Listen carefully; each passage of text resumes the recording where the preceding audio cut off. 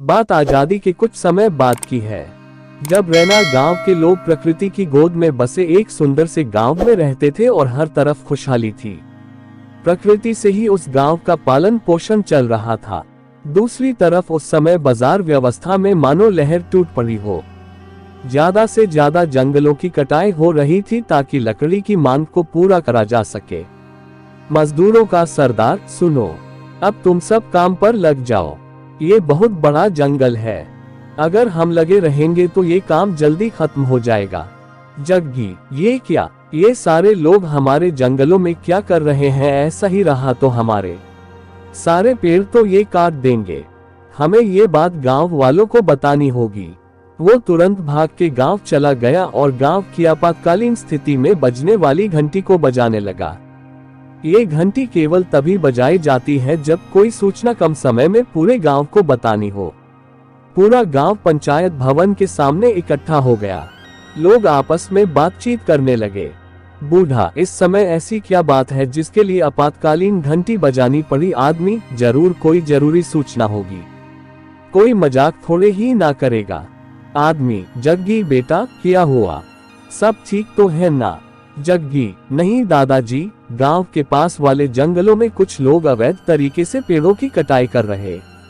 औरत, क्या, कौन है वो लोग? जग्गी, मुझे नहीं पता भाभी, लेकिन वो सब बहुत सारे हैं, हमें उन्हें रोकना चाहिए। चलो सब उन्हें मिलकर रोकें। जंगल पहुंचकर, आदमी, क्यों भाई, हमारे जंगल को क्यों काट रहे हो? पेड़ों को काटना बंद करो। चलो जाओ, वरना वो हाल करेंगे कि आज के दिन को कोसोगे पूरी जिंदगी भर। इसके बाद गांव वाले और वहां लकड़ी कटवा रहे कुछ पहलवान बदमाश दोनों आपस में लड़ने लगे।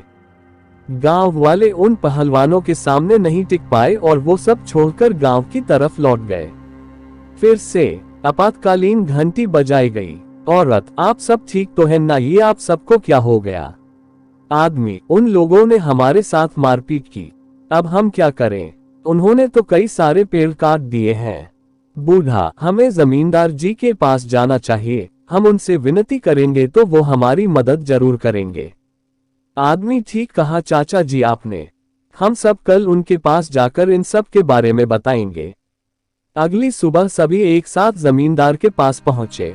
जमींदार, आप सब यहाँ? गांव वाले, प्रणाम जमींदार साहब। जमींदार, प्रणाम, कहो कैसे आना हुआ? बूढ़ा, जमींदार साहब, कुछ पहलवान हमारे गांव के जंगलों को काट रहे हैं। वो बहुत ही ताकतवर हैं, हम अकेले उनका सामना नहीं कर सकते। जमींदार, आप सब चिंता मत करिए, मैं देख लूंगा उन सबको। जमींदार ने कुछ लोगों से कहा। जमींदार, जाओ और उन लोगों को पकड़ लो जो हमारे जंगलों को काट रहे हैं। जमींदार, आप सब अब बेफिक्र होकर घर जाइए, मेरे होते हुए फिक्र मत करो। आदमी, आप सब अब चिंता मत करो, जमींदार जी ने कहा है ना, वो सब ठीक कर देंगे, इसलिए अब सब अपनी चिंता त्याग दो। उसके बाद सभी अपने कामों में लग गए। एक दिन गांव का एक आदमी जंगल के रास्ते से अपने घर आ ही रहा था कि तभी वो देखता है कि कुछ लोग पेड़ काट रहे हैं। वो ये बताने के लिए तेजी से गांव की तरफ भागता है और बिरजू से मिलता है। बिरजू, क्या हुआ किशोर भैया? किशोर, कुछ लोग जंगल को फिर से काट रहे हैं। बिरजू, क्या, लगता है फिर से जमींदार साहब को बताना होगा, ये लोग ऐसे नहीं सुधरेंगे। इसके बाद बिरजू जमींदार साहब के घर पहुंचा।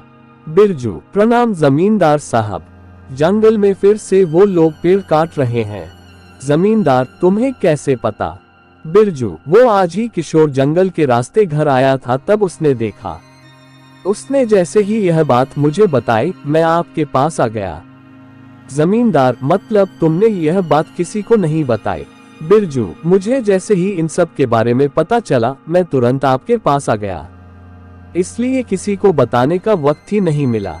आप जल्दी से उन्हें पकड़ लीजिए, मैंने उसे कह दिया है कि वो गांव वालों को ना बताए, वो लोग इस वजह से फिर से चिंता में आ जाएंगे। जमींदार, बहुत अच्छा किया तुमने। तभी जमींदार अपने एक पहलवान को बुलाता है जिसके हाथ में एक बड़ा सा लठ होता है। जमींदार की बात सुनकर पहलवान बिरजू के पीछे जाकर उसके सिर पर हमला करता है।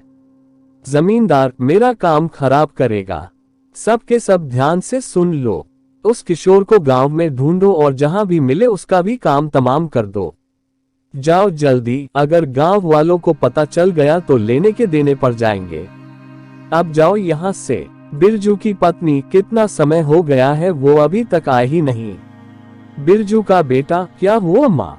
पिताजी कहाँ है? बिरजू की पत्नी, पता नहीं बेटा, चलो तुम सो जाओ, वो आ जाएंगे।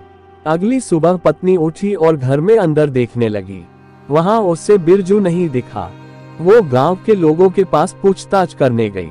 बिरजू की पत्नी, आपने मिंटू के पापा को देखा है क्या? वो कल शाम से घर नहीं लौटे। आदमी, आखिरी बार मैंने उसे किशोर के साथ देखा था। एक बार किशोर से पता करके देख लो। बिरजू की पत्नी, दीदी, किशोर से बात हो सकती है? किशोर की माँ, वो तो कल रात से नहीं लौटा है। मैं कल से उसे ढूंढ रही हूँ, पता नहीं कहाँ चला गया। बिरजू की पत्नी, दीदी, मुझे किसी ने बताया कि आखिर बार किशोर और मिंटू के पापा साथ में थे। मुझे तो डर लग रहा है। उन्होंने कभी भी आज तक ऐसा नहीं किया। जहां भी जाते थे मुझे बता के जाते थे। किशोर की माँ, मैं कहती हूँ हमें गांव में सबको बता देना चाहिए। बिरजू की पत्नी, हाँ, मैं अभी सबको ये बता देती हूँ। बिरजू की पत्नी, मैं एक बार फिर से आपातकालीन घंटी बजाए। मुखिया, क्या हुआ बेटी? ऐसा क्या हो गया कि तुमने हम सबको यहाँ अचानक बुला लिया? बिरजू की पत्नी, मुखिया जी, कल दिन से मेरे पति और किशोर भैया घर नहीं लौटे हैं। अब शाम होने को आई है। मेरा तो मन बड़ा घबरा रहा है। आप सब उन्हें ढूंढने में मेरी मदद करिए। मुझे पता चला है कि वो आखिर बार किशोर के साथ थे और फिर चले गए, लेकिन तब से किशोर और मेरे पति दोनों ही घर नहीं लौटे। मुखिया, सुनो भाई कोतवाल, पता करो दोनों लड़के कहाँ गए, किस किस से मिले, सब पता करो। कोतवाल जी, मुखिया जी।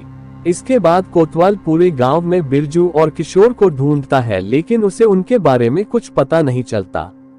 आखिर में वो जमींदार साहब के घर जाता है। जमींदार, अरे कोतवाल जी, कैसे आना हुआ? कोतवाल, जमींदार साहब, वो कल से बिरजू और किशोर की कोई खबर नहीं मिल रही। समझ नहीं आ रहा है कि कहाँ ढूंढे उन्हें। उनके परिवार वाले बहुत परेशान हैं। जमींदार, हम उनकी कैसे मदद कर सकते हैं बताओ? हमसे जो बन पड़ेगा हम वो करेंगे। कोतवाल, मुझे बस कहना था कि अगर आपने कहीं देखा हो उन्हें तो आप हमें बताएं ताकि पता चल सके कि वो दोनों कहाँ गए हैं। जमींदार, नहीं कोतवाल जी, हमें कहां से उन दोनों की खबर होगी, हम तो अपने काम में ही इतने उलझे रहते हैं कि हमें तो हमारी खबर ही नहीं रहती, तो उन दोनों की खबर कहां से होगी भला? पर अगर कुछ पता चला उन दोनों के बारे में तो जरूर बता देंगे तुम्हें। इसके बाद कई दिनों पूरा गांव दोनों को ढूंढता रहा, लेकिन उन दोनों का कोई पता नहीं चला। एक दिन पता करते करते जब कोतवाल पास के गांव से उन दोनों की पूछताछ करके जंगल के रास्ते लौट रहा था, तभी उसे वो पेड़ों को काटने की आवाज सुनाई देती है। वह उस आवाज का पीछा करता है। वह पेड़ के पीछे से सब कुछ देखता है और शांति से वहां से निकलकर गांव पहुंच जाता है। कोतवाल, मुखिया जी, कुछ लोग फिर से जंगल को काट रहे हैं। मैं जब आसपास के गांव से पूछताछ करके जंगल के रास्ते वहां से लौट रहा था, तभी मैंने उन्हें पेड़ों को काटते देखा, इसलिए आप सभी को बताने जल्दी से यहां आ गया। मुखिया, बहुत सही काम किया तुमने। चलो अब उन सबको हमें ही वहां से हटाना होगा। वो जमींदार तो कभी भी किसी काम का नहीं था, लालची कहीं का। चलो सब आदमी, हाँ चलो सब, आज तक केवल हमने इस जंगल से कुछ ना कुछ लिया ही है। आज इसे देने की बारी हमारी है और हम अपना ये कर्तव्य जरूर निभाएंगे। सुनो भाइयों, अब हम सबको एक होना होगा। औरत, आपने ठीक कहा भैया, हम अपने जंगल की रक्षा करेंगे और इन जंगलों को कुछ नहीं होने देंगे। धीरे धीरे सबने एक साथ जंगलों को बचाने का फैसला किया और सबके सब जंगल की ओर चल पड़े। गांव की सभी लोग एक एक पेड़ से लिपट जाते हैं ताकि किसी भी पेड़ को काटा ना जा सके। मजदूरों का सरदार, तुम सब ये क्या कर रहे हो, निकलो यहाँ से। आदमी, हम इन पेड़ों को नहीं छोड़ेंगे। मजदूरों का सरदार, तुम सब ऐसे नहीं मानोगे। मजदूरों का सरदार, इन सब को तब तक मारो जब तक ये सब यहाँ से भाग ना जाएं। सबने मिलकर उन सब को बहुत मारा। बुरी तरह मार खाने की वजह से कुछ लोगों ने अपने प्राण वही दे दिए। मजदूरों का सरदार, लगता है हमने इन्हें ज्यादा ही मार दिया है। यहाँ से जल्दी चलो, नहीं तो अगर किसी ने हमें यहाँ देख लिया तो मुश्किल हो जाएगी। पहलवान, अब हम क्या करें अगर हम पकड़े गए तो? मजदूरों का सरदार, करना क्या है, घर चलो सब, रात को वैसे भी जंगली जानवर आकर इन्हें खा जाएंगे। उन सब के जाने के बाद वहां वनदेवी प्रकट हुई। वनदेवी, उठो मेरे बच्चों। वनदेवी ने अपने हाथ को एक टहनी में बदला और टहनी ने अचानक से एक फूल का रस निकालकर उन सबके मुंह में थोड़ा थोड़ा डाल दिया। वनदेवी, उठो मेरे बच्चों।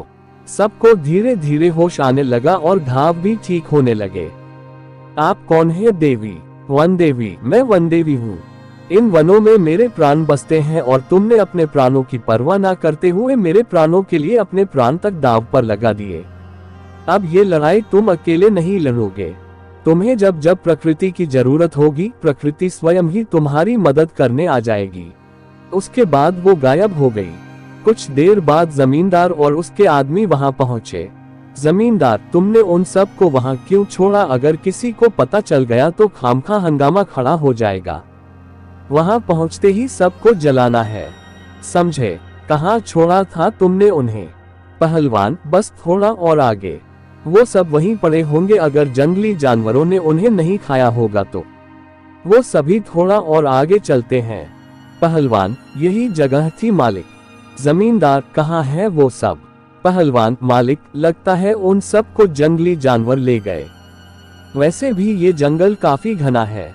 जमींदार, तुम लोगों से कोई काम पूरा नहीं किया जाता। खैर जो भी हो, अभी इस अधूरी लकड़ी के काम को पूरा करते हैं।